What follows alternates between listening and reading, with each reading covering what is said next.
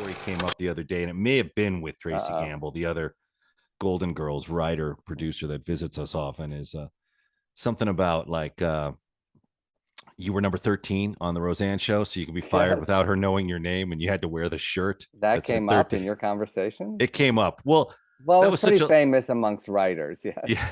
In the world, I guess now. Yeah. Where you're like, they just gave us shirts, and mine was, you were 13, right? You were number 13, weren't you? I literally have it 2 feet away over there. So it was the first day on the set, and Tom and Roseanne were all giddy. They were all excited. They were like, they had planned this little surprise for the writers, and they said, line up, we have a gift for you. And we're like, oh, gifts, who doesn't love a gift? Right. And then all of a sudden we heard what it was. It was T-shirts with numbers on it. And that way they didn't have to know your name, and they could just point and say, number 13, you're fired. Right. All the writers, when they found that out, they were like, we couldn't get out of line. And because my birthday is October 13th, you can send flowers then. I scooted in, I counted down to number 13 so I could get the number 13 shirt. And that's what I have. That's smart. Now, who were the other writers that were in that line? Anyone? Norm Macdonald. He got a number. Norm Macdonald. Norm Macdonald was in our room. We ended up, he was not a writer. He was a stand-up comic. So Tom and Roseanne would hire a lot of their friends.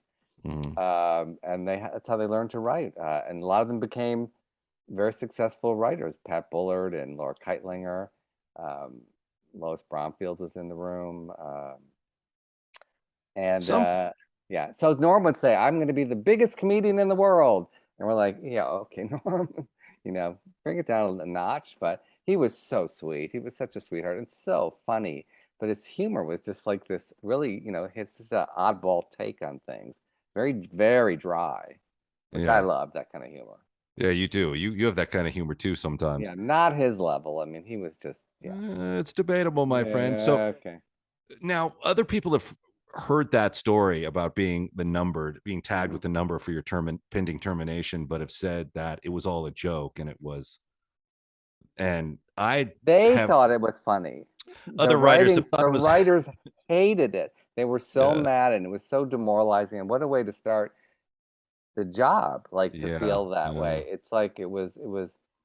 I was just, I don't know. On the show, I loved the show so much. We had turned the show down when they were making the pilot to go on staff for the first season, which I know is crazy. But so when it came back around, I just really respected that show because I hadn't seen television like that really since Norman Lear days of actually regular blue collar, middle class people living, surviving, going from job to job. It didn't sound like a sitcom. It sounded more like real life, which I loved.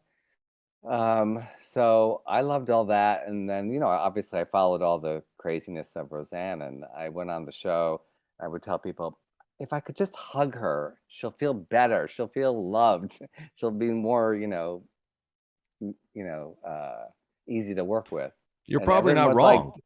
But everyone said, do not get near her. If she knows they said, if she sees the whites of your eyes, she could fire you at any second. So I said, all right, I'm okay. I listened. I just found the tallest, biggest person.